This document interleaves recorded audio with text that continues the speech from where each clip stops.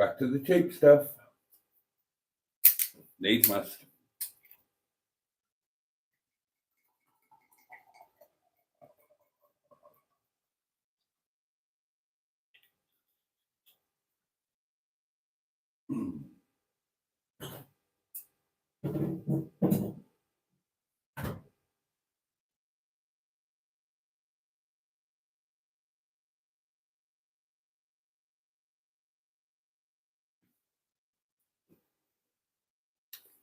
There we are. Are we on? We are. Good evening, darlings, and the warmest of warm welcomes to Wednesday Night Live, Hump Day Live, darlings. Gosh, here we are, halfway through the working week. What's halfway through the whole week? So if it's Monday, Tuesday, Wednesday, Thursday, Friday, Saturday. So I suppose tomorrow is the real halfway point, isn't it? But today is halfway through the working week, if there is such a thing as the working week. Do people still work from Monday to Friday? I suppose people do. I suppose maybe quite a lot of people do, but equally, quite a lot of people don't. So maybe in many ways, look how white this is. Look how white it is, darlings. So in many ways, the working week is a thing of the past. But in other ways, I suppose it isn't. So there you are. How's your day been, darlings? How has your day been? I would like to hear about it. Everybody else would like to hear about it. And we all need to know what you've been eating. Oh. I need a glass of wine. I have a glass of wine. What I need to do is to pick up the glass of wine and drink from it, darlings. And I'm going to do nothing less than that right now. Is that candle gone out? Oh, no, it's just about clinging on to some form of life there. Bless it. Oh, dear, oh, dear. I've not had a chance to buy candles again. Oh, what a day. What a day. It's not been a bad day.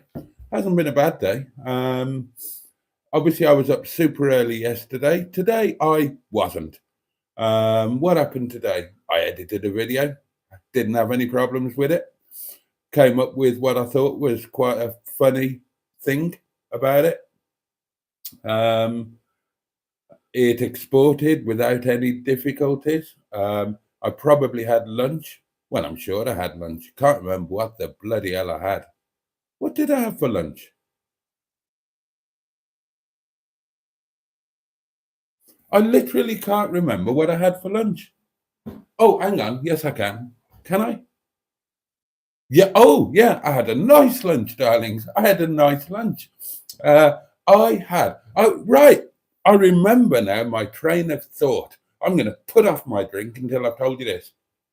I remember thinking that because I've got lovely beefy, lovely beefy, because I've got lovely beefy for my Sunday lunches, and I've decided, darlings, that now that I'm going to be a rich and successful Airbnb hotelier, I've decided that I'm going back to the old ways.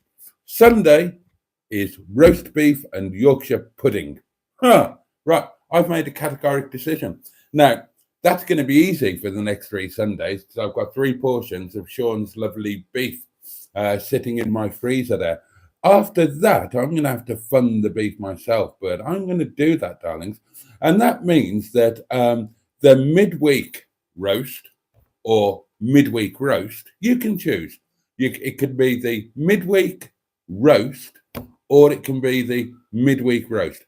So I decided that whichever of those two you choose could then be chicken with my little chip.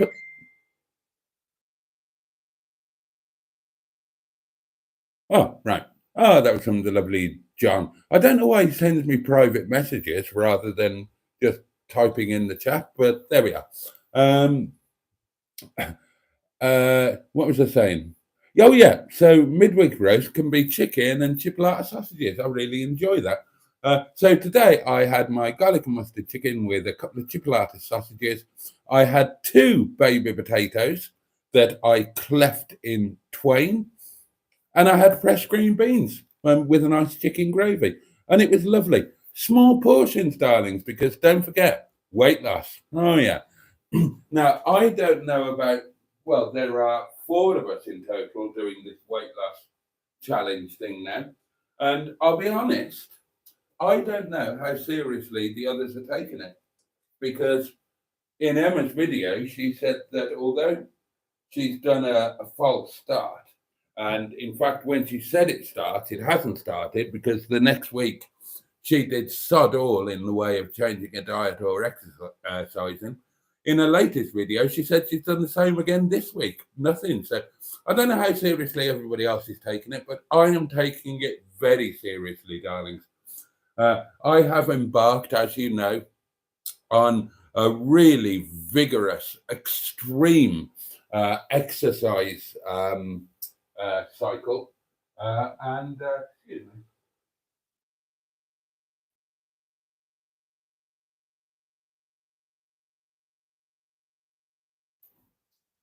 I spilt some candle wax on the side and it's really annoying me.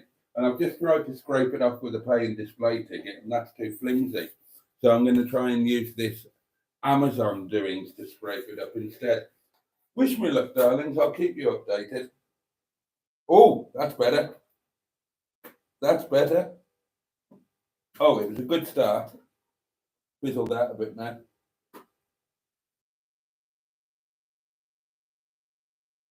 Oh, well, I got a bit of it. Get in there.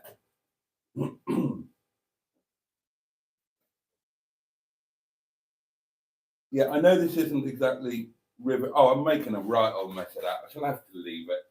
I shall have to leave it. So, yeah, I've embarked on a rigorous fitness regime. He said, lighting a fag.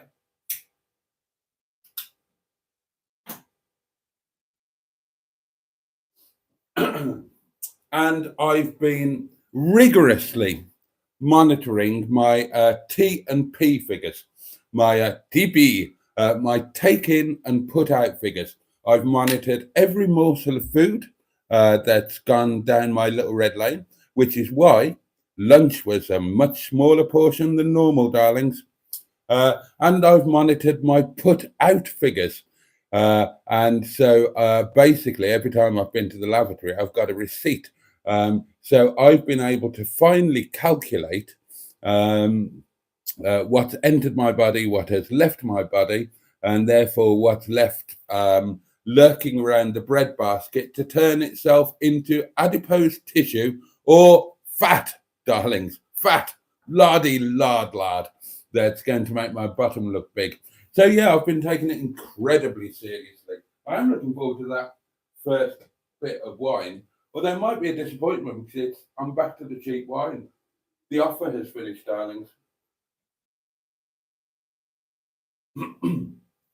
The offer has finished, and although I'm going to be a fabulously wealthy Airbnb peep, at the moment I'm still a poverty-stricken, drunken old fart of a reverend minister of the Pastafarian Church. So you have to cut your cloth according to your means, don't you, darlings? Yeah. So anyway, I had lunch and it was nice, and it was a smaller portion than normal. And I'm still utterly convinced that I'm going to smash this fitness challenge. I did intend to do my first weigh-in today, but I had other stuff going on today, didn't I, darlings? Oh yeah, you know. If you watched the video from yesterday, or if you watched last night's live stream, you would know that I had things to do. I had a meeting, I had a restaurant to go and visit, I had plans to make, chats to have, and all of that happened, darlings. And it was all very positive indeed. So I'll probably do my weight loss thing tomorrow. I'm pretty convinced that I will have lost the 2 stone. Honestly, you can't have a week like I've just had and not expect to lose the 2 stone. And I'm not going to cheat. I'm not going to cheat now. It would be the easiest thing in the world. You might have seen the video where I weighed myself live on camera. And I didn't tell you what I weighed, did I? Because I could have been lying, darlings. I wanted to do this honestly and be fully and completely open with you. So I showed you live what the scales were reading while I was standing on them. Now, if you saw that, you might have thought, aha, I can see that he is wearing shoes and jeans and shoes are heavy things.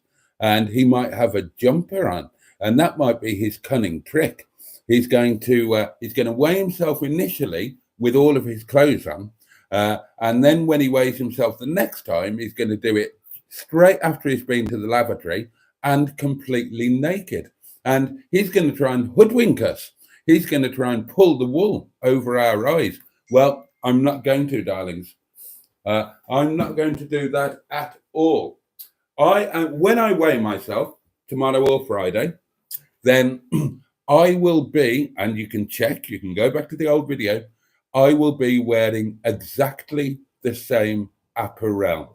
No smoke and mirrors here, darlings. No smoke and mirrors here. What you see is going to be the reality. And we will see if my exceptionally hard work, both in terms of the ridiculous level of exercise that I've done. I mean, I didn't put it on camera, but when I was up top on the Heights of Abraham, the highest viewpoint is a long, long way up. And I ran up and down to that viewpoint 20 times. I did 20 repetitions. And I've been doing mad exercise like that all week. But I've also been ruthless, darlings, in terms of what I've been eating. And when I say ruthless, I mean I've been ruthless in terms of my restraint. Oh, yeah. I thought, no, I'll have less of that. No, I'll have one fewer of those. No, I'll have a smaller portion of that. Thank you very much.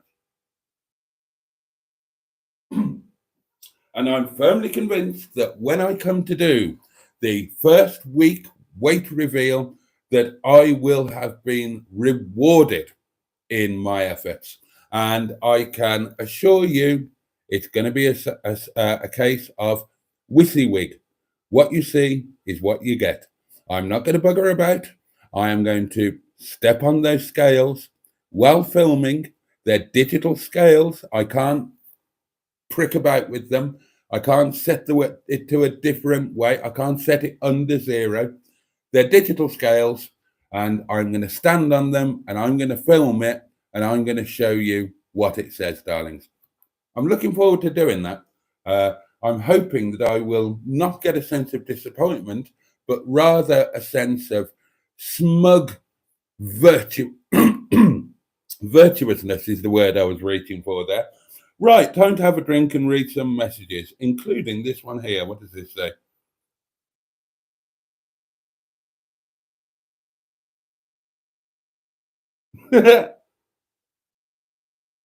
Oh, she's nice. Who's she? Alex Polizzi? Oh, she would be very welcome. Oh, what a fine-looking woman. Oh, marvellous. Right, drinky time. Cheers, darlings. Your very good health. Bottoms up yours, etc.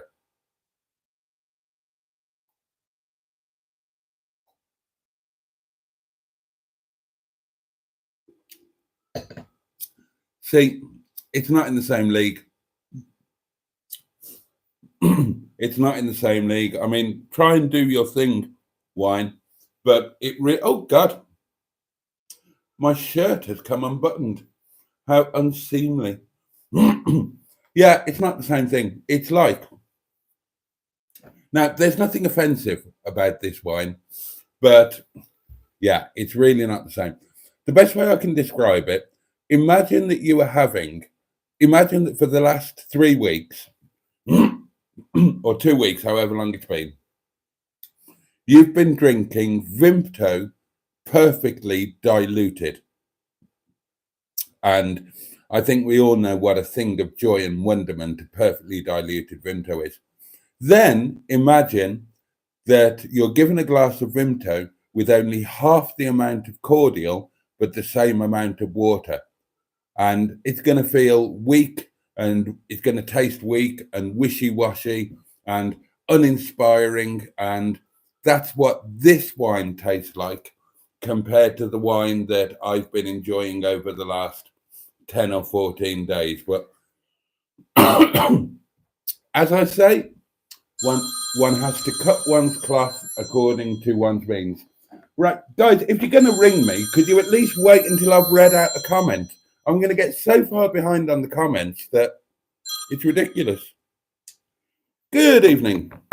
Good evening, sir. Mr. Stephen Parry from Port Sunlight in the Wirral, the Leisure Peninsula.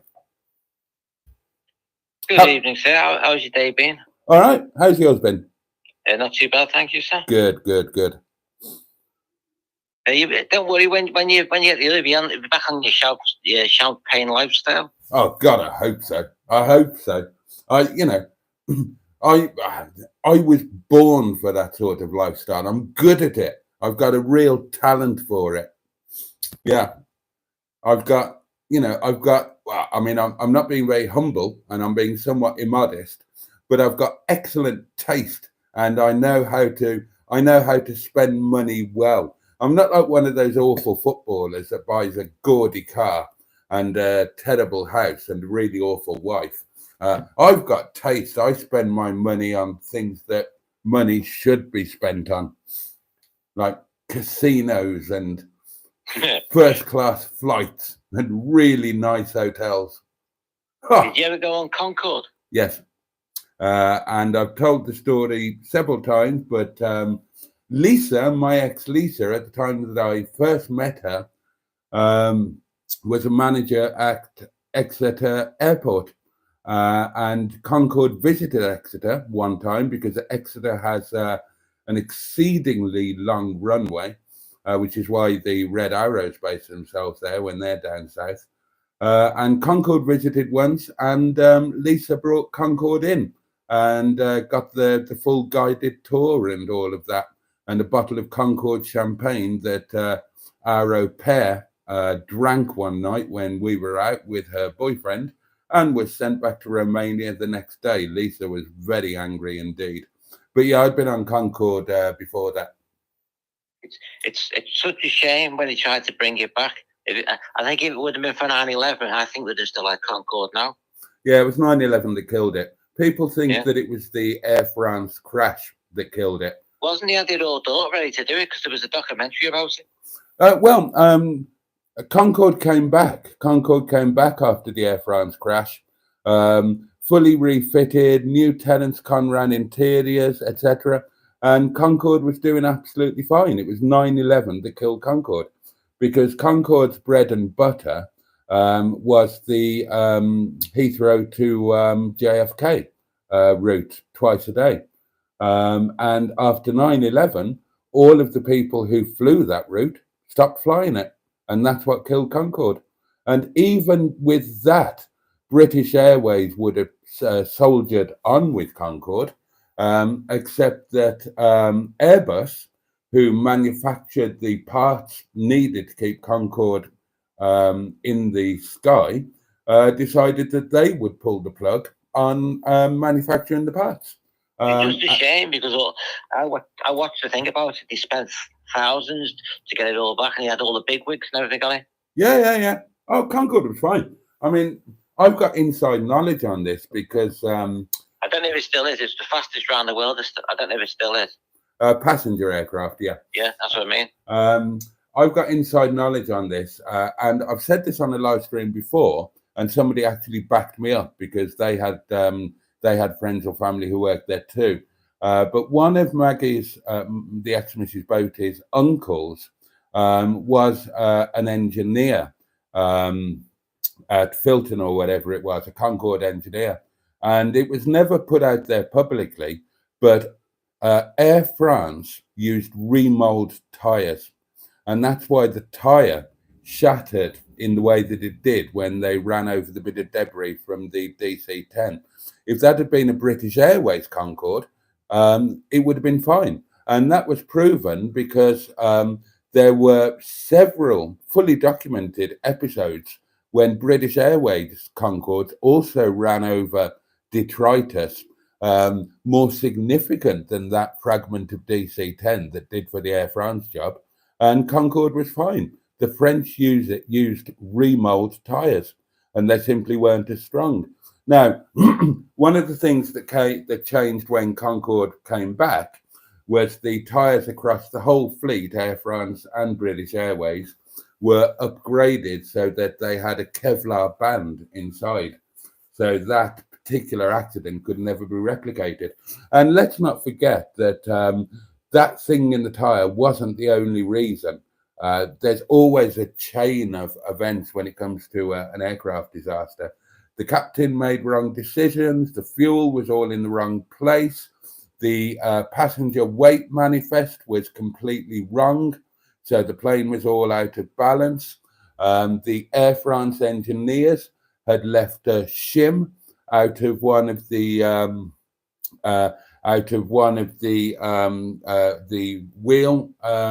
wheel tray things, and that's what caused Concorde to veer left off the runway, and why they had to take off before they hit V1. Long list of things, but I noticed that with a few. I've noticed that on a few. When you watch the crash ones, what's documentary on the telly, it's not always pyro error. It's when it's gone in for repairs. Yeah, stuff are missing. But the point with Concorde was that there wasn't a single accident with the British Airways Concorde. The problem with Concorde was Air France. It's just a shame they never brought it back properly. As you say, it was running, but it wasn't running for that long when they brought it back. Yeah, but that was 9/11, and there's not not much you can do about that. That was a shame, 9/11. Yeah, well, that's one. I remember being in work and what the hell was going on. Yeah, I remember it very well. And then every kicked off in London and everything. You had doctors. It was killing people. They were in hospitals around here on the UK, and then they were killing people as well. Doesn't make sense. Yeah, it was a bit of a rum do, wasn't it? Yeah, I've also noticed there's an imposter in our Emma's one today. Someone pretending to be Emma with red hair.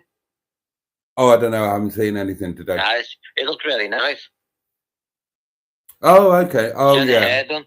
Oh, new hair done. I was joking, saying there's an imposter to be Emma. Okay. Anyway, sir, I'll let you have a good evening. What's left? Thank you, sir. I haven't started reading the comments yet, and it's 25 past. Better crack on. Okay. All right. Have a good night, mate. No problem. Catch you after, sir. Bye-bye. Catch you later. Bye-bye. Right, let's crack on with some comments. Oh, hang on. What's this one?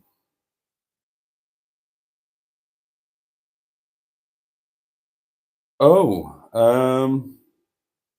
gosh, no, I don't think I have. What could we use to replace soy sauce in a chow mein? Well, my honest answer to that, Tricia, would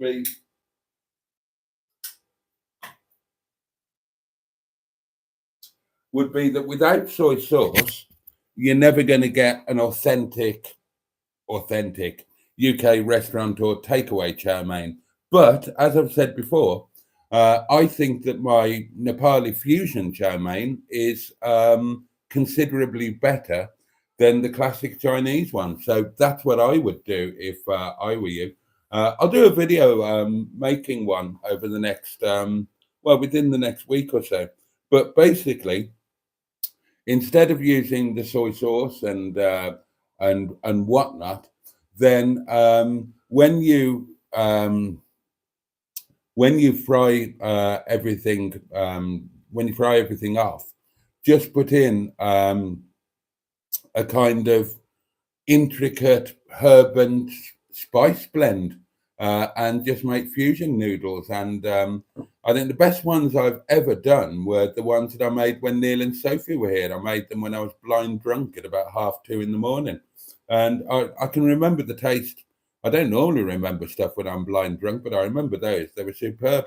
I've made them a few times, never quite the same way twice. But yeah, that's what I do. If you can't go down the soy route, then forget about making a classic chow mein. Make make a fusion chow mein and just bung in your own spice mix to your own tastes. I mean, very quickly, when I've done mine, I've used combinations of chili powder, fresh chilies, um, crushed chilies, garam masala, chap masala, turmeric, hot paprika, ground cumin, ground coriander, etc., etc., etc. So yeah, I will go down that route. Right, let's finally bloody half past 11, and I'm only just getting to the comments. This is why I get so far behind. Phone calls and messages and me rambling on. I really must be more professional and resolute because it's getting silly. I'm ended up having to whiz through the last half hour of messages, and it's not very fair when people have made the effort to write them. I must get better at this.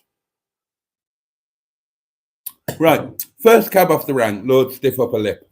See, it's more than half an hour after he wrote this. And it's the lyrics to Here Come the Sun. Good evening, Boaty, says Jimmy Quinn. Peter P is with us. The lovely Simone is here. Andrew Buttigieg is here. The fabulous Alan Simpson. Greetings, honourable community. The M11 is here. Feeling a little bit queasy tonight, but hopes everyone else is fine and dandy. The one and only Neil is right in our midst. Bad Books is here, wishing everybody a jolly good evening. Carl Burton is here. The lovely Trisha is here. Good evening, Boaty, and all in chat. Emma's got morning sickness, apparently.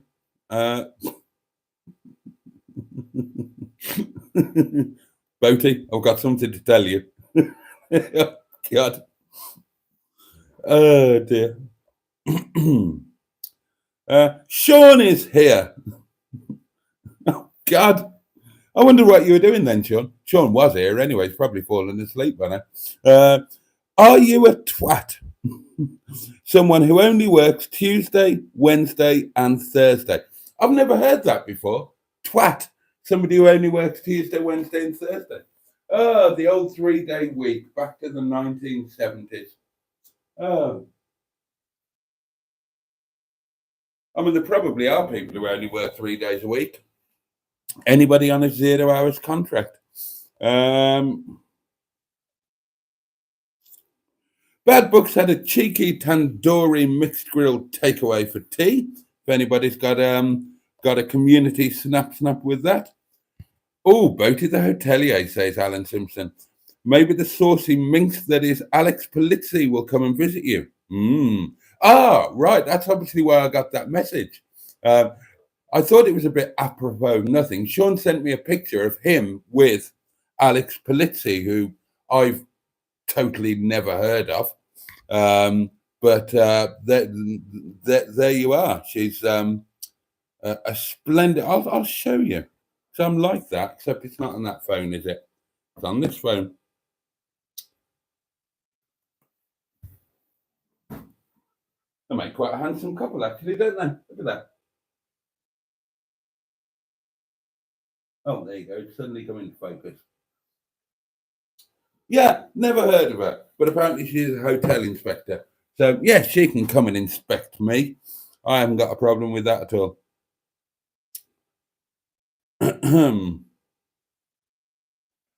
Is John sending private messages because he's sending dodgy pictures to you, Boaty? No, not at all. He's a lovely man. He wouldn't dream of doing that. I'll tell you what he sent. Maybe he's not watching the live stream. Great video, Jason, mate. Really enjoyed it. Shame Stigbert didn't want his battery to work. I'll get him started tomorrow or the next day. Don't you worry about that. I've been thinking about what to do tomorrow. I might. Well, I'm at the moment. I've got 2 cars that are not starting. They're only flat batteries.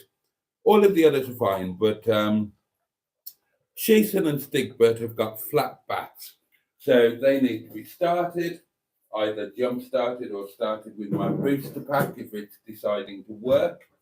and they need their wheels turning over and a bit of charge put in the battery. And so tomorrow I'll get Sheeson started, and I think I'm going to take the Honourable Sheeson. I do need to check MOTs. I've got a feeling that all the MOTs are coming due between now and Christmas. Some of them might already have been due. I haven't checked for weeks or months. I haven't been thinking about the cars for the last 2 months, have I? I've been too busy having fun and making videos. But yeah, I'm going to take one of them down to the Salvation Army shop tomorrow. There's a couple of things I wouldn't mind having a look for. A plant pot, a big plant pot, for a floor-based plant in the front parlour.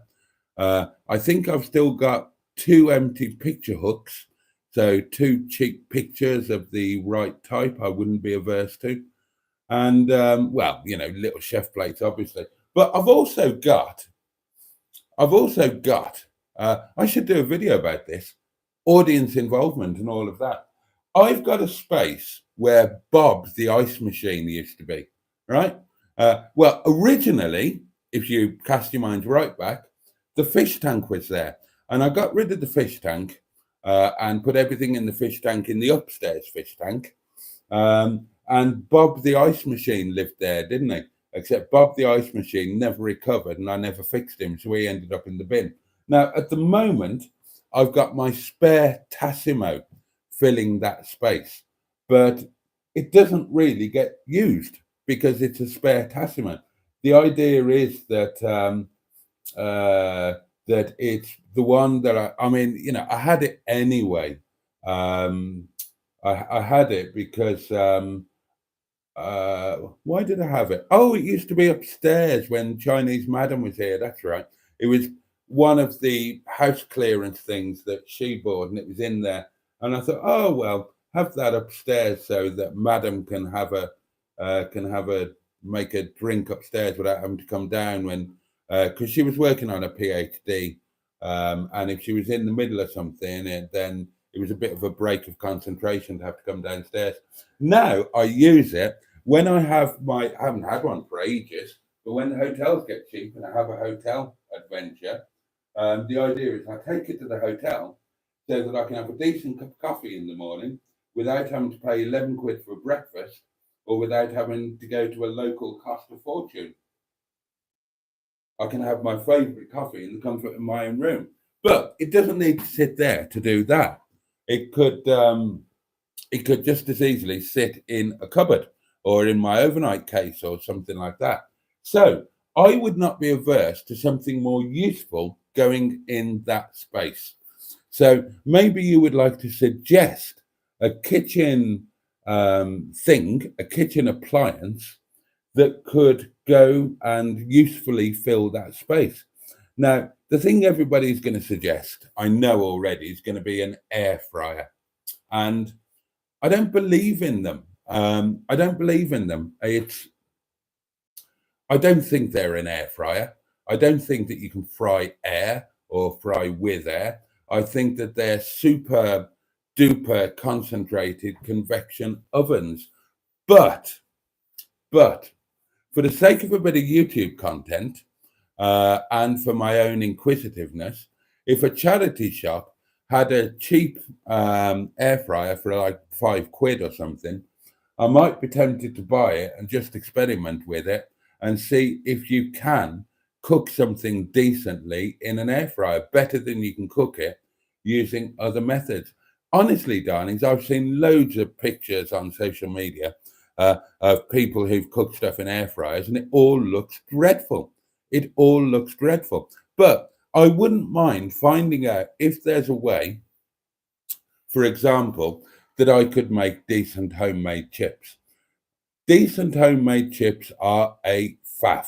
Now, I've got a chip pan, but I've stopped using it. Now, ideally, when I make homemade chips, I cook them 4 times.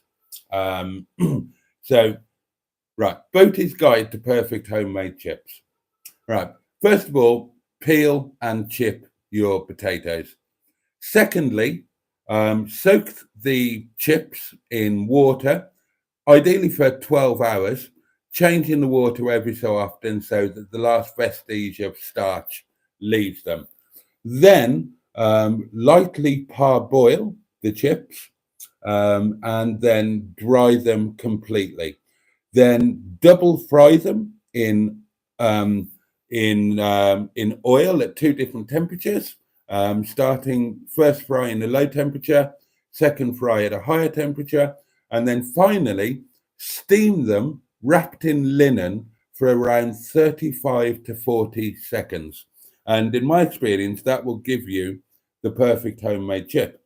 But my chip pan made too much mess, and I couldn't be asked with it. And I couldn't be asked with trying to keep it clean. I couldn't be asked with having bits of stained oil in my cupboard. So the last time I cleaned it and cleaned it thoroughly, I thought, I'm never doing this again. It's too much bleeding fat. Now, I can do a really good chip in the oven, darlings, using other techniques that I've managed to figure out. But that's a bloody faff as well. And it takes an awful long time and uses quite a bit of elastic trickery. So if one of these bloody air fryer things genuinely could make a decent homemade chip with no mess in like 10 minutes or less, then I would go with it. And the more I talk about it, the more that sounds like a good video idea. So I will have a look at the Salvation Army charity shop. And if they've got a super cheap air fryer, I might buy it. But if not, then I'd be interested in any suggestions for any other kitchen appliance that I could have in that place there. It's directly beneath the PowerPoint. I've got room for something the size of a Tassimo, maybe a little bit bigger, but not much. So about the size of a Tassimo. So any ideas? I wouldn't mind an electric tin opener. Absolutely pointless because any decent tin has got a bloody ring pull on it now. But I just think it's a posh thing to have in a kitchen, an electric tin opener. Or I wouldn't mind something a bit more old school, like an old school pair of weighing scales or something like that. Anyway, oh God, look at the time and I still haven't started on the comments properly. Good evening, all, says Matron. How are the budding Bee Gees getting on, asked Alan.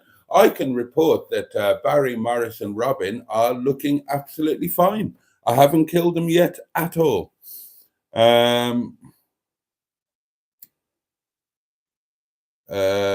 Jimmy 500 says, hectic day.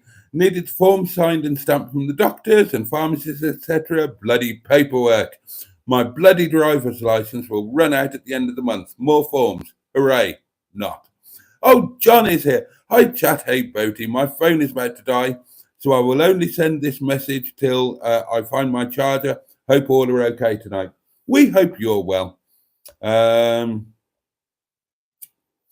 you working class because your restaurant does takeaway? Asked Bad Books. No, is the simple answer to that.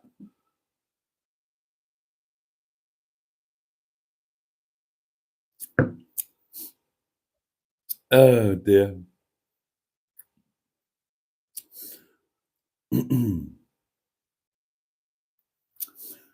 Boaty's been too busy to step on some scale, says the M11. No time like the present, Boaty. Weigh in live on this live stream right now. I haven't got time to do that either. I'm all behind in the comments. Boaty, I'm drinking a white wine tonight, says Jimmy Quinn. Oh, you bastard. Oh. Domaine El Châtelain Chablis. Chablis, my favourite wine. Jimmy Quinn, you utter swine. I hope you really enjoy it. Bad Book says yesterday's video had a first. Boaty doing some walking action. He must be serious. I am. Boaty's going to cheat, says Emma. He cheats at everything. Even that's my pilchard. It's not rocket science to reprogram scales. You can't do it. You can't do it.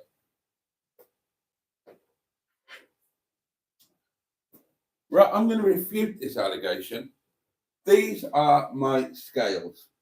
There is no way to bugger them about. You've only got one button on the back there. I'll point to it. That is the only button, and all that does is swap between stones and kilograms. There is no other button. There's no way to recalibrate them. There is no possible way to cheat. And I do not cheat, and that's my pilcher. And I do not cheat at everything. I resemble that remark. How dare you? How dare you, madam? Jimmy Shabley's not very working class, says bad books, and I agree with that. Just like the same pound coin in the box. I do not put the same fecking Right, I forgot about that. Right. Bloody hell. You lot will be the death of me. You're so untrustworthy. Untrusting, rather. Right. Those are the coins that I brought back from work tonight. I emptied my pocket onto the bread bin, the same as I always do. Right? I will select a pound coin. Right? God above. I'll get the box.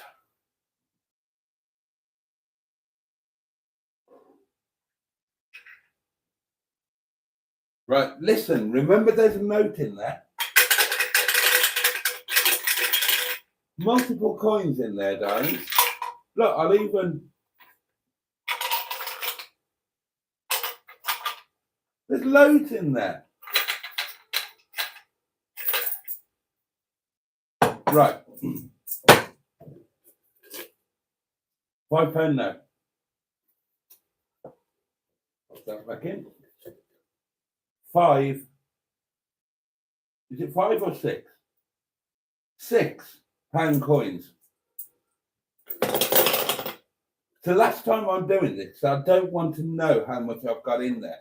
I'm just proving to you, doubting Thomases, that I've not been bloody fiddling and putting the same pound coin in every time. Oh, balls, and now they're just all falling out. So I didn't close it. I'm putting them back in, look. Right, close that. Here is today's pound coin. Just show you that because it's lovely. In it goes. Right.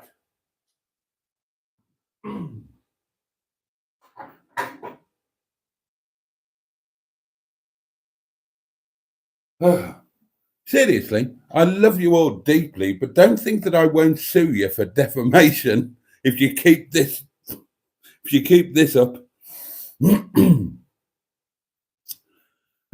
Matron says, weight loss wise, and I'm not doing the challenge, I've lost almost 1.5 stone since I last saw Emma, and the first time I met you and Mustard Boaty back in mid-August. Well done, Matron.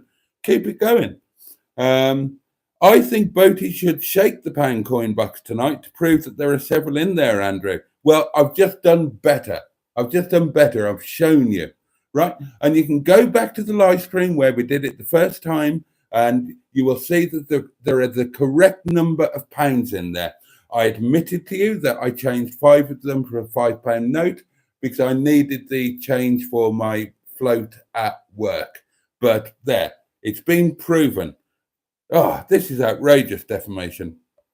On the road you must be tough and ruthless, though the truth is that we're gay and toothless. On the road you eat cafe food with pride, you can throw it up outside.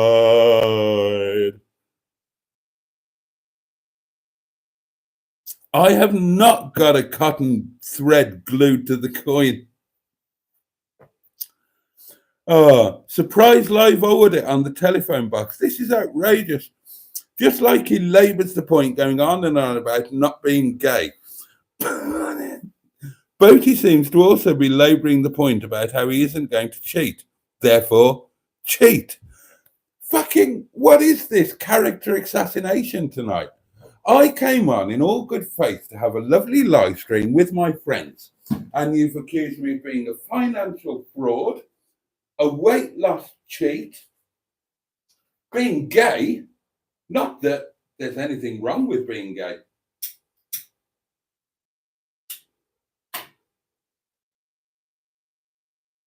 I've been perfectly open about the fact that I enjoy the company of gay men, not intimately, and I will be.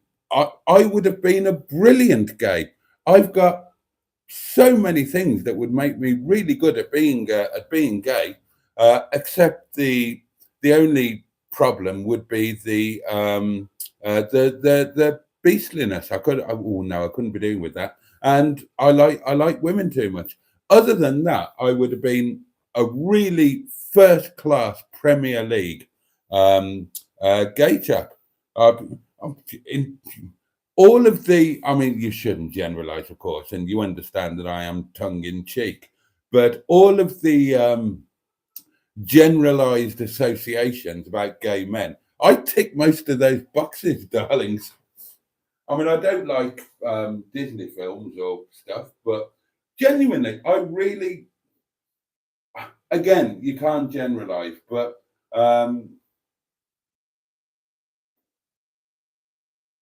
if I had to if I had to pick a stranger that I had to do a long journey with or something like that, and you're going to be stuck in each other's space, and it was going to be somebody I'd never met before, and they said, right, you can have a gay man or a straight man, I'd go for the gay man. I just tend to generally enjoy their company more. Oh, God. Bloody exhausting, all of these constant accusations about this, that, and the other.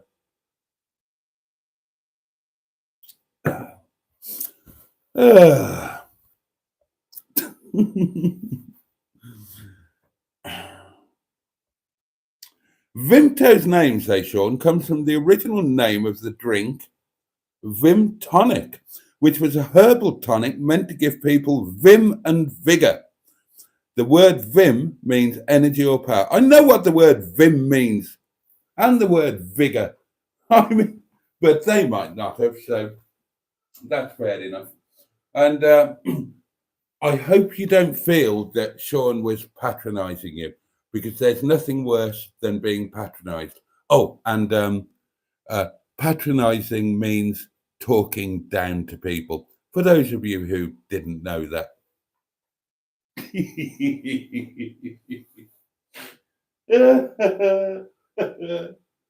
I'm going to get my own back on all of these people making accusations. Oh, hello, what's that? What's that? Oh, it's where's that just gone to?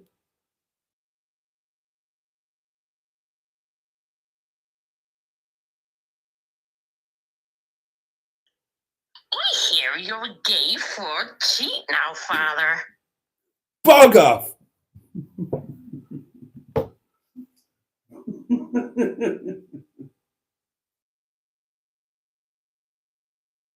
Oh, absolutely outrageous. It's a good job I've got a fairly robust ego, isn't it? And I can cope with all of this, this Premier League defamation from you utter swines. I weighed myself last month, says Mustard. Oh, hello, Mustard. Nothing to be concerned with. Alex Polizzi was the hotel inspector, says Simone. Yeah, but I don't know who that is. Oh, just when I was getting somewhere with the comments. It's Neil. Good evening, Neil. Hi, Jason. Just wonder if you're coming up to flying handbag later. I can't hear you.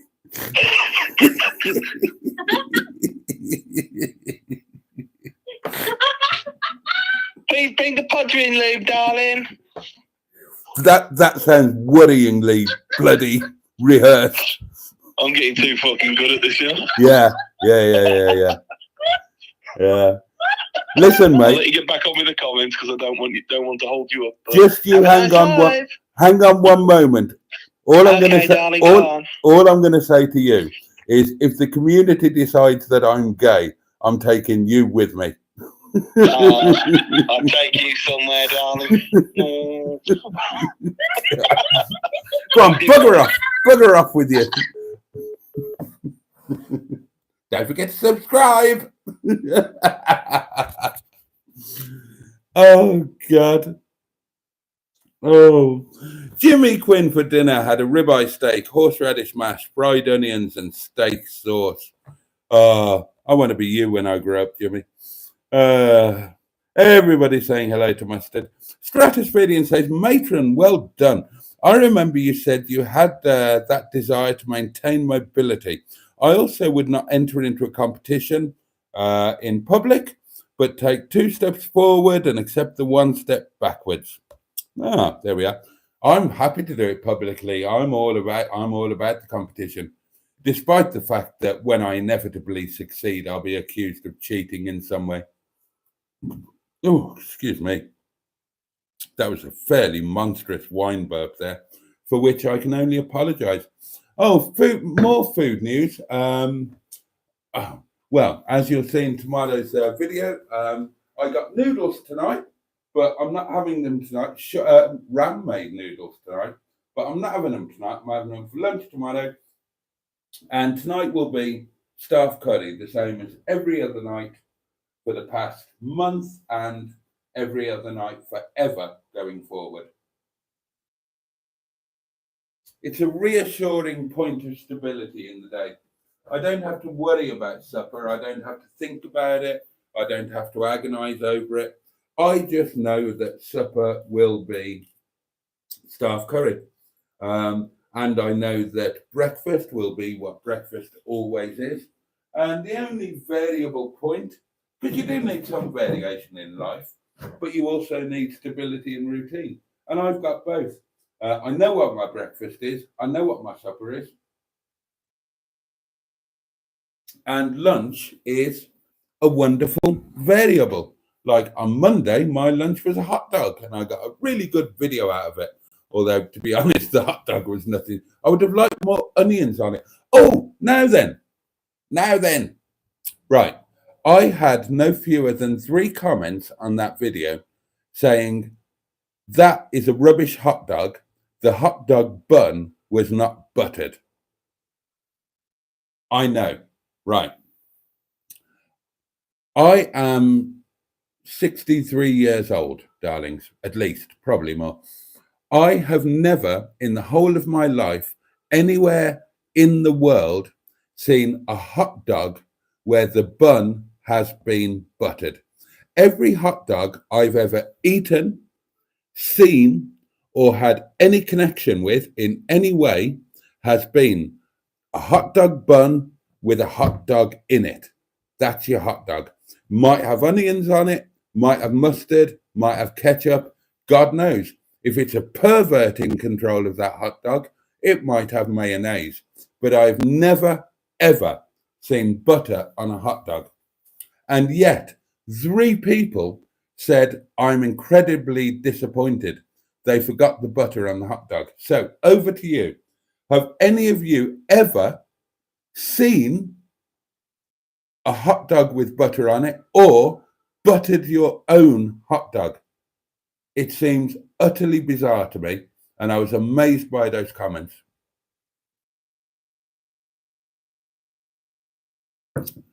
The correct hot dog is a hot dog sausage, not a real sausage, a hot dog sausage in a soft, floury bun with lashings of fried onions, ketchup, and mustard. No butter in sight. Tell me if I'm wrong. Go on, tell me if I'm wrong. I'll argue with you.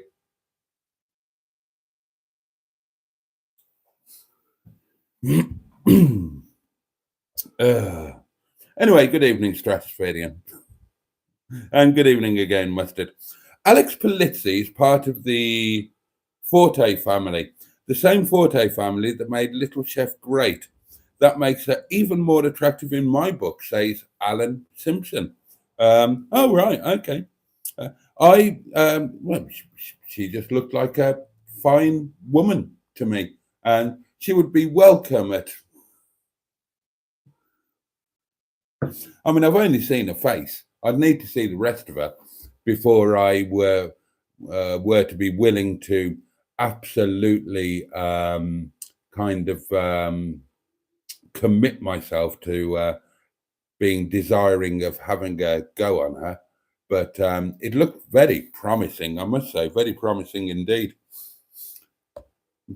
Uh, I don't know what my scale says Mark the Vicar.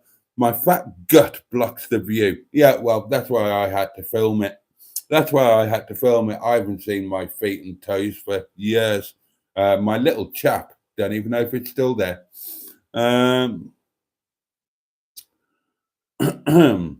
Never trust remolded, treaded tyres, says Andrew. I've had two go on me while driving years ago. I never would, but Air France did. The chap that did the guided tour of the Nimrod trained the Concorde Olympus engines, engine techs, says Bad Books. Understatement of the century, says Matron. That was a shame, that 9/11. Yeah. Jimmy F500 says, my scales will only work on carpet, not on hard surfaces, so it may be broken. It says 12 stone. Right, you could see that I weighed myself. I know scales don't work on carpets. I know they're not accurate. I weighed myself on my hard kitchen floor. There's video evidence there, and I will not stand for being called a cheat. It's outrageous. Does anyone want to buy a cheap pager, says Mark the Vicar? God. Well, for those who haven't seen the news, same thing happened today, but with walkie-talkies. It's a horrendous thing. People have died. Many people have had amputations. Many people have been blinded. But one has to say, in terms of warfare, very clever and very effective. But obviously, in human terms, unutterably tragic. But, very clever on the part of the Israelis. Hotel Inspector is a great program, says Bad Books. It's Dig But Poorly again, asked Sandra. It's just got a flat battery. I've neglected them for 2 or 3 months. Oh dear. Yeah, flat bat, as Matron says. Sean says, typical YouTube themes for video. Morning routine, nighttime routine, skincare routine. Yep, pretty much. Are you giving one of your cars to the Salvation Army? No, I'm bloody not, you cheeky so-and-so Bad Books. Sean says, I read a lot about air fryers not being good for your health long term. Oh, I haven't read that. But I'm open to, I'm just very ambivalent about air fryers. People rave about them, and I just can't immediately get on board, even theoretically, because I refute the concept, and all of the results of things that have been air fried that I've seen have looked pants. So, but as I say, for the sake of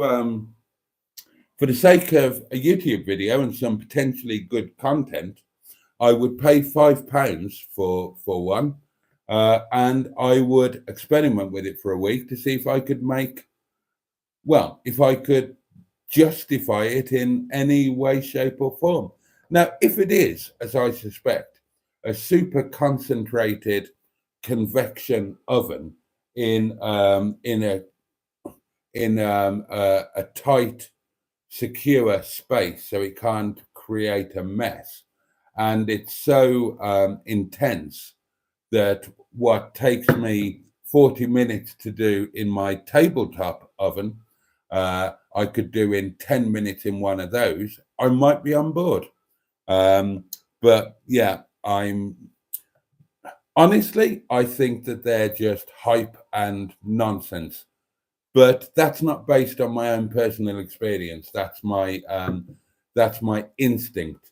So I would be willing to be a bit more scientific about it and lash out 5 of His Majesty's pounds on an example and give it a go. Give it a go and see what I think of it.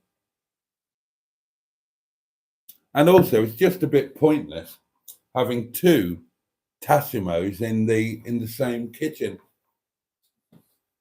I mean, it looks better than having an empty space there, but because having something there balances up that side of the kitchen and those worktops. But I would be very open to an alternative appliance. Uh, I would also, I mean, an ice machine, a new bob, a new small bob, that would be lovely.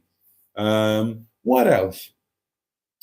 Maybe something a bit retro. As I say, weighing scales could be a lovely kitchen feature, a really nice pair of old school weighing scales. What else? I'm trying to think what else. I don't know. I'm open to ideas.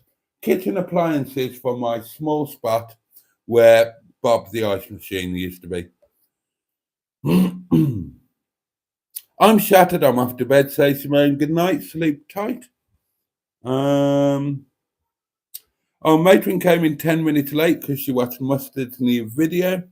I imagine quite a lot of people have done the same. It's quite an inviting title. I haven't watched Mustard's video, but obviously I know what's going on because we've been talking. So I don't know what he says about it in the video, but I'll watch it after this, and I'll watch Emma's video as well, because there was another Emma vlog video out. Steamed chips, says Mustard. Yeah, my homemade chips. The fourth cooking is to wrap them in linen and steam them for around 35 to 40 seconds. It's the perfect finishing touch. Moist water, Boaty, says Jimmy F500. Quite right. I've seen lots of great food done in air fryers, says Matron. Can't imagine why they're bad for your health if they are just small ovens.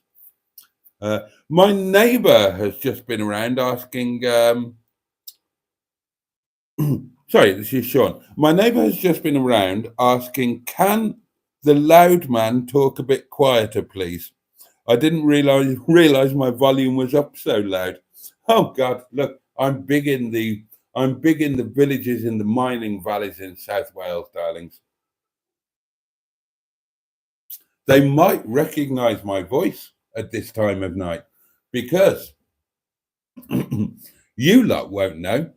Well, a couple of you might who live in Wales, but I used to do some bits on BBC Wales, darlings, as you know, and my voice was to be heard at around this time on BBC Wales on certain nights, and on those occasions, I was I was actually broadcasting on phone-ins from my cottage in Gleneath.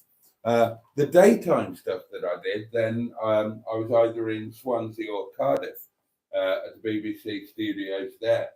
The smallest studios you've ever seen. I remember doing a three-way on the Saturday morning show in a studio in Swansea, and I swear to God, I've seen bigger wardrobes. It was ridiculous. It was ridiculous. This is no word of a lie. No word of a lie. The producer, he literally couldn't sit down. And I don't mean there wasn't a table and a chair for him. I mean that the studio was so small that the producer couldn't sit down. He was standing in the corner holding his MacBook with one hand and operating it with the other. It was absolute bloody madness. But I must say,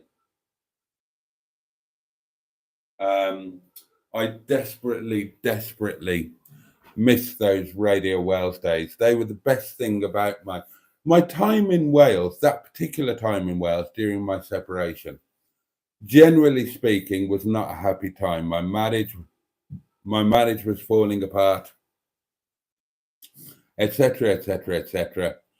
I was separated from the wife, family, kids, extended family, all of that. But there were wonderful times. The cottage was amazing. I settled into I settled into life there very well. It was that time that I'd eschewed largely social media before. That was the time when I actually joined Facebook when I was in Wales during my separation. And I started discovering the joys of social media. Um, it wasn't all bad, and of course there was the Radio Wales stuff, and I missed that terribly.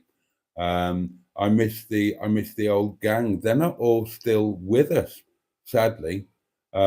Chris Needs passed away, um, and others have just left. Rod doesn't do Radio Wales anymore.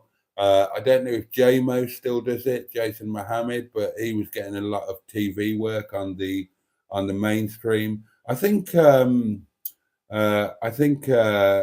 Shawn is still on. Um, I know that I'm well. The last time I checked, I know that my mate is still doing his bit. I've forgotten his bloody name. God, oh, it's terrible to get old.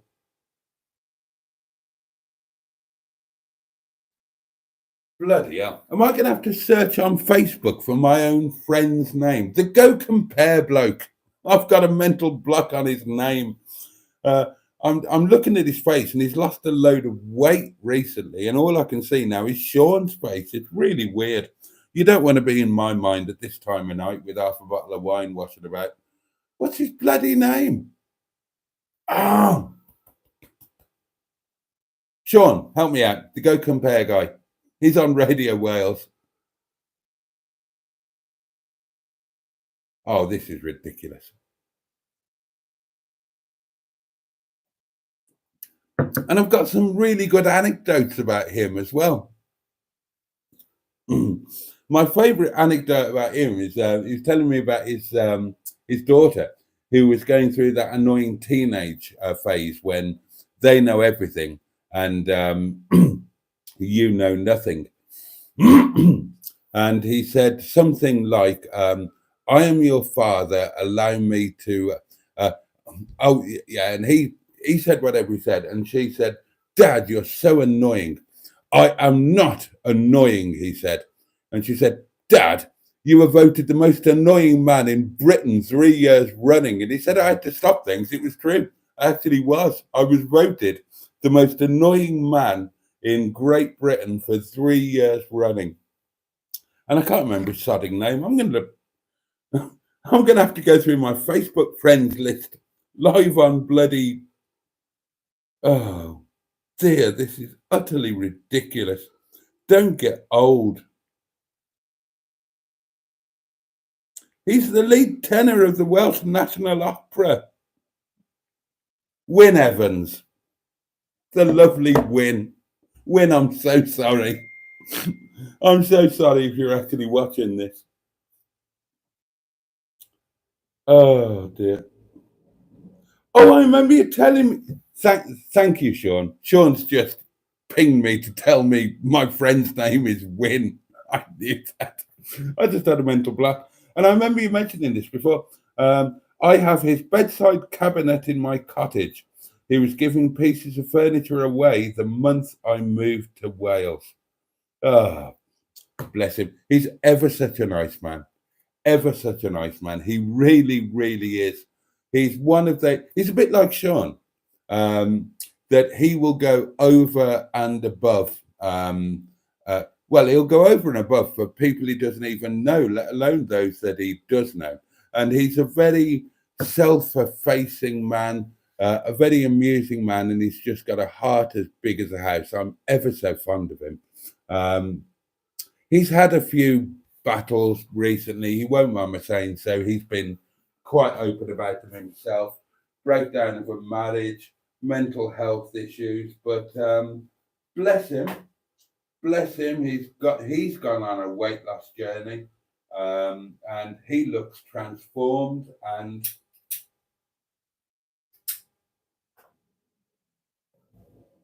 And as far as I know, everything's going well. We're not close anymore because there's that geographical distance. We're just like social media buddies now. But yeah, I do miss the old Radio Wales days. It was kind of the best thing about those 2 or 3 years that I spent in Wales there. And another reason why I was so glad to do that video with Sean earlier this year when I finally went back home. I had such a mental roadblock to doing it because I was scared about how I was going to feel. And it was such an incredible relief that I loved being back there. And I've had a fabulous summer and I've had some wonderful adventures with amazing people, but I need to get back home more often.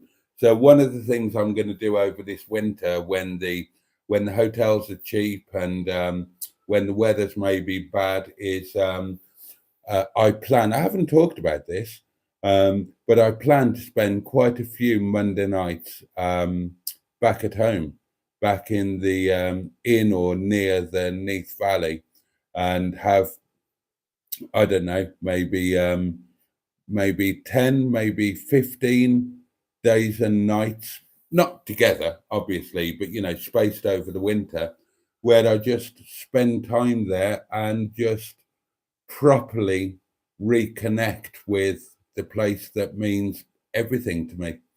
And I had a quick reconnection. The video that I was the time that I was there doing the video with Sean, and we hit some memory spots. Went back to my the old family place. Went to the family hill. Got the Angel down in Pontnesfechen, driving up to Herbert Mountain. The old viaduct that David Walters dangled me over the edge memorably. But yeah, this winter I'm going to spend more time back there. It's going to be a thing, darlings. It's going to be a thing, definitely.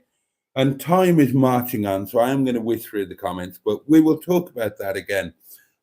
We will talk about all of our plans for this winter and how we're all going to get through it. Obviously, for our Antipodean community members, then the situation is on its head. They're presumably coming out of their winter now and coming into spring and summer. But I am going to talk about how I and we are going to get through winter, because it's something that I've really struggled with the older I've got. Not least because of the cost of living, and the fear of where your gas meter is going to go.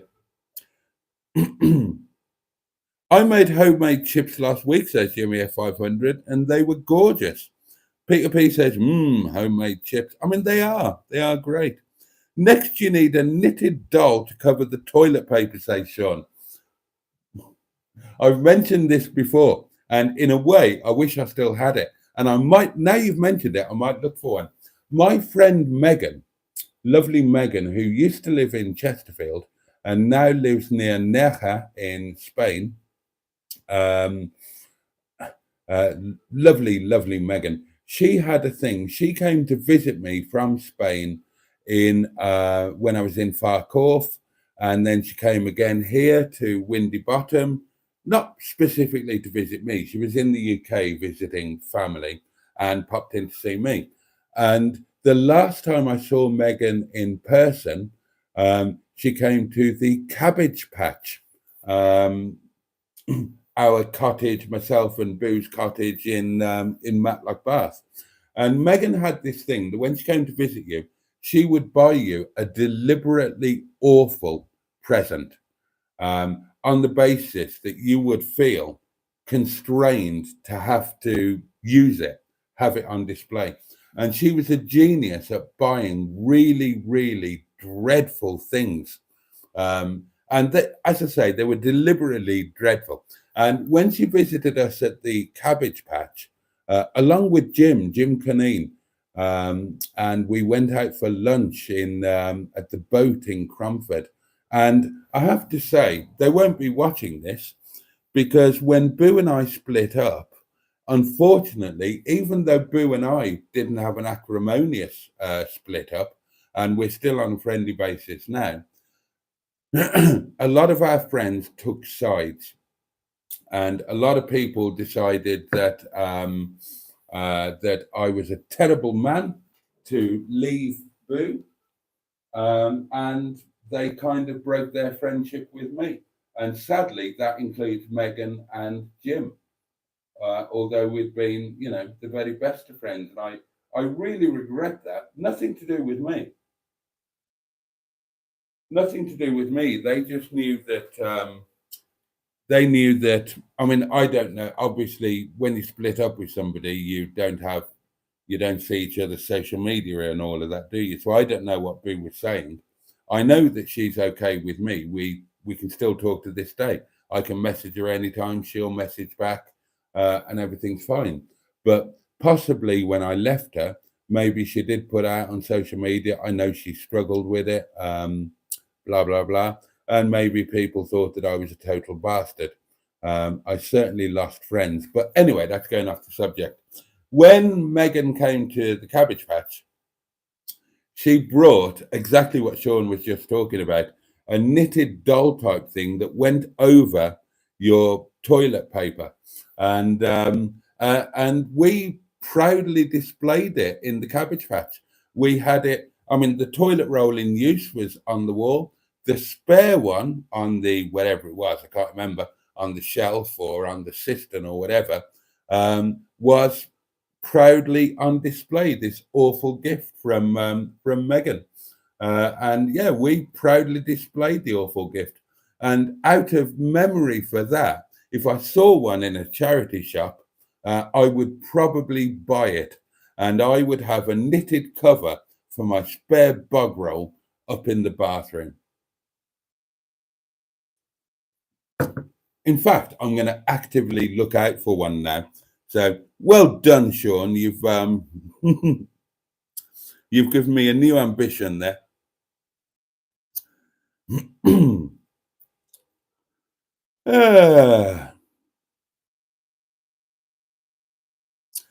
He's going to do some computer trickery to alter the Nicki Minaj of that scale. I'm not. Bloody hell. This is outrageous. This character assassination, outrageous. You wait until you see the video. It will be incontrovertible. I promise you that. I promise you that. Stop bullying poor Boaty, says Jimmy F500, and I agree. You only have one buttock on the back of your scale, says Alan Simpson. Hemiplegic scales. What do you mean one buttock? What do you want about? I've got no idea what you're talking about. Well, we now know he's lost at least 11 pounds, says Sean, open bracket, in weight. And bloody Macon says, lol, Sean's joining in with the beasting. Oh, yeah. I mean, everybody have a go at me tonight. That's going to be the title, isn't it? Everybody beasts Boaty or something like that. Boaty is gay, insists Captain Mustard. Sean's a good egg, says Andrew. I wouldn't have a problem with being gay. I genuinely wouldn't. My mother thought that I was gay for ages. Lots of people think I'm gay now, and I don't have a problem with it.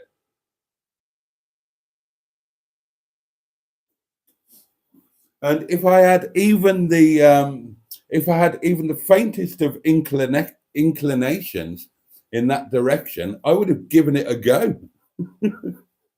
I'd have no problem with it at all. But there you go. We are what we are. And whilst I might have some traits that are considered to be gay, when it comes to beastliness, then my bread was only ever buttered on one side. as it were. But if you want to think I'm gay, I'm absolutely fine with that. Absolutely fine with it. I might pick up more channel members.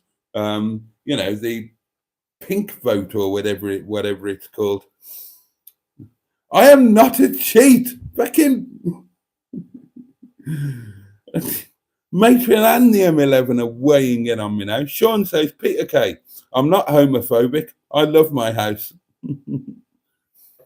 So the caravan can prove. Well, the caravan is going. The caravan is going, darlings. It's going to a very nice. Oh, I don't know if Mustard announced this on the video or anything, but the caravan is going to a very nice man called David. And every David that I've ever known has been a nice man. So hopefully, Mr. George Roger Boaty, the caravan, will be going to a lovely home.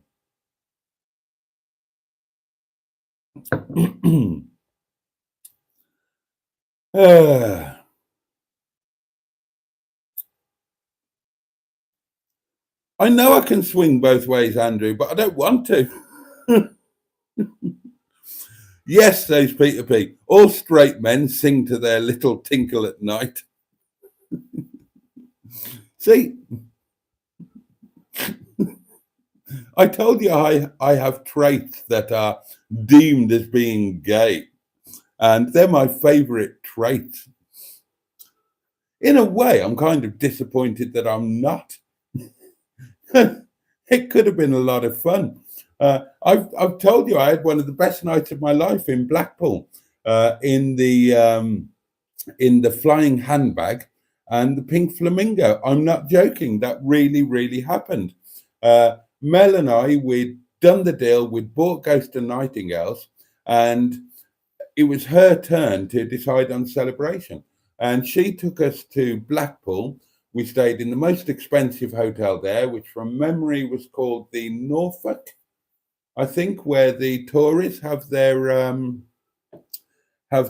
annual, whatever it's called, Shadowbank trip, or can something beginning with C. And because Mel was very much in with the gay community, that's where she took us. She took us to the flying handbag and then onto the pink flamingo. And I had a great night. Imagine how much more I would have enjoyed it if I had have actually been gay.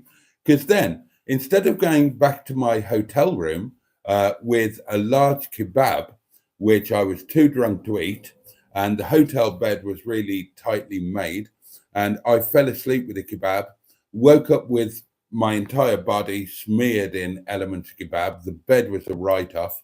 I had to shower all of the kebab off me the next morning and throw all of the bedclothes into the bath and leave a note of apology. But if I'd have actually been gay, then I could have gone back to that hotel with the nice man that I was dancing with at about 3 o'clock in the morning in the pink flamingo. He was lovely. Instead of a night of kebab, I could have had a night of passion. But yeah, sadly, even in the middle of all of that blatant gayery, I sadly wasn't even tempted. But it was a brilliant night. I would love to go back there. Mustard and I have been saying for ages that if circumstances allowed it, we would love to go for a proper gay night out, the two of us, to somewhere like that, the flying handbag and the pink flamingo. And I bet it would be the best night. It would certainly make bloody good YouTube content, wouldn't it? Right, come on. midnight is the absolute cutoff, darlings. We can't go any later than that. So let's get on with the comments. And there's a lot of talk about how good Mustard would look in a dress. Dear, oh dear, oh dear. Oh, you're so horrible, you lot, says Jimmy for F500. Oh, Sophie's here. Hi, everyone. Oh, my God, that was really good. Neil should get an award for his performance. Maybe a golden cock. Yeah. Boaty is a cheat. He even fakes his winegasms. I do not fake my winegasms.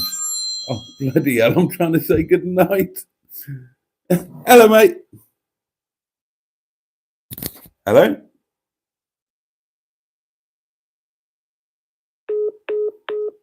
Oh. Oh, well, there we are. I did not fake my winegasms. I did not have a winegasm tonight. I'm drinking the cheap wine. It wasn't the same. And Emma,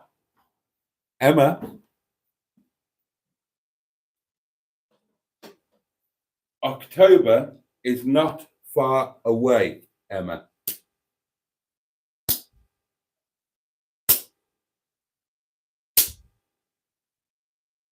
Now then.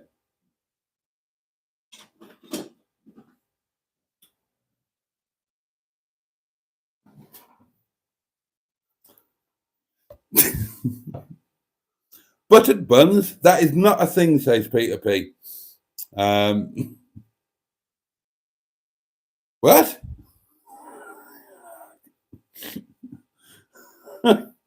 Yes, a buttered bun goes down better, says Andrew Buttygig. Matron says, I am the same age as Boaty, I know. I know I look so much older. And I've never seen a buttered hot dog. If it was a sausage in a bap or a roll, then yes, but not a hot dog. Peter P says, Andrew Buttygig, you're a wrong un. I've never seen a buttered hot dog. I've got no idea what you people are talking about.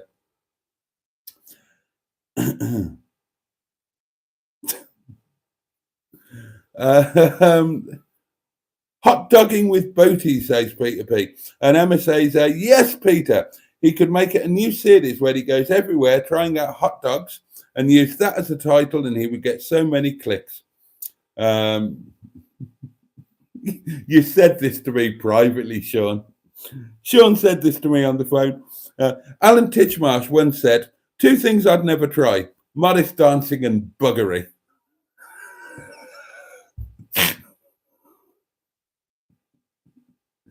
I would like to distance myself from Alan Titchmarsh there. I've always thought that I would love to try modest dancing, genuinely. I've never done it. I would genuinely love to try it. Honestly, I'm not even kidding. Honestly, I would love to try modest dancing, and I've felt that way for years. And buggery, well, you know my stance on that, darlings. On me, no. On a nice lady, always. I've never, ever seen a hot dog with a buttered bun, says the M11. I'm in agreement with you on that one, Mr. B. You see, it's official, says Andrew. I'm a wrong un. In Sweden, says Stratospherian, it is quite popular to eat a hot dog in the usual bun with mayonnaise-based shrimp salad on it. Sounds disgusting and bizarre. Yeah, it really does. But it actually tastes pretty good.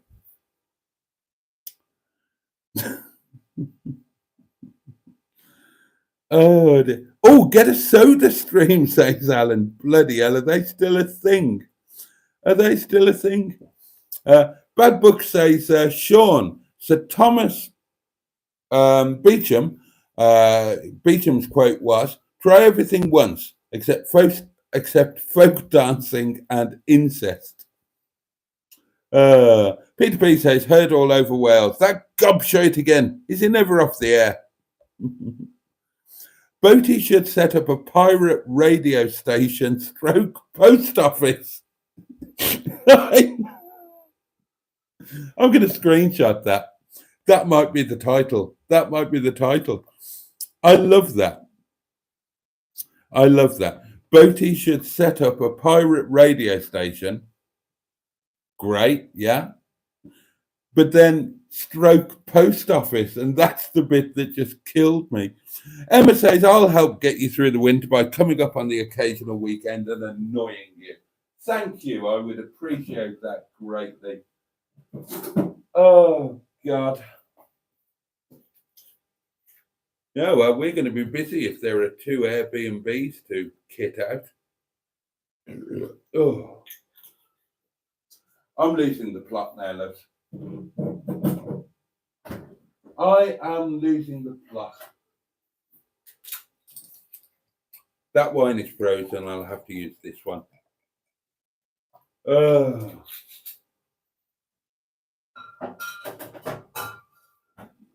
I am rapidly reaching the stage where my body needs Staff Curry and Oblivion in that order, by which I mean sleep. I will say goodnight now as I'm off to bed. I'm very tired tonight, says John Stoodley. Everybody say goodnight. We are buggering off right now, as soon as I got through these comments. I don't think there's been a fight yet tonight, says Emma. Well done you. Well done you on managing to go a whole hour and 31 minutes without farting. You never managed that long when you were with me, that's for sure. So congratulations. And everybody, round of applause for Emma. 91 minutes without a single fart. That's got to be her personal best. They normally come around, I started timing them, and they normally come around every 6 minutes, and about every fourth one is kind of an earthquake. I know she let one go in the car on the way to Llandudno, and the car changed lane. Nothing I could do about it. Oh, Batman Rubin says, evening farters. Oh, hence the fart comment, obviously. Hello, boat people, says Stephen S. Paul, who's managed not to entirely miss this. You YouTubers always make a second channel, says Steve Colg. It's greed. Yeah. Actually, I would agree with that. Most YouTubers do have a second channel. Hubnut has got Hub Notes. Furious Driving has got Furious Tea Break. Lots of YouTubers do it to try and maximize their income. I buck the trend. I don't. You just get this. So when you say you YouTubers, Steve Colg, I am the exception. Just make that clear.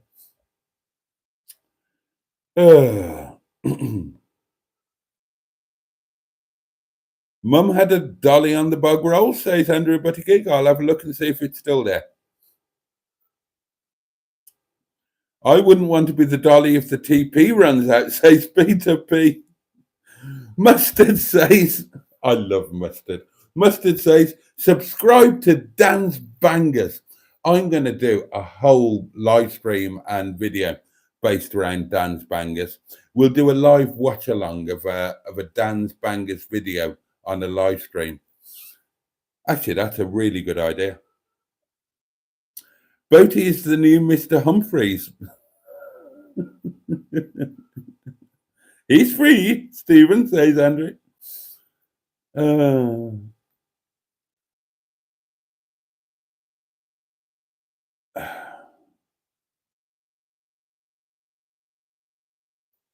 Sorry, I'm just the spatula of discipline, says Peter P. Oh, hanky spanky, says Andrew. Matron says, Emma will be moist, and I'm screaming with laughter. Oh, Renee, says Emma. Oh, dear. That was too funny, says Matron. Our first visit can't come soon enough. I can't focus on the live stream now, says Emma. Hands under the blanket. Oh, dear, oh, dear, oh, dear.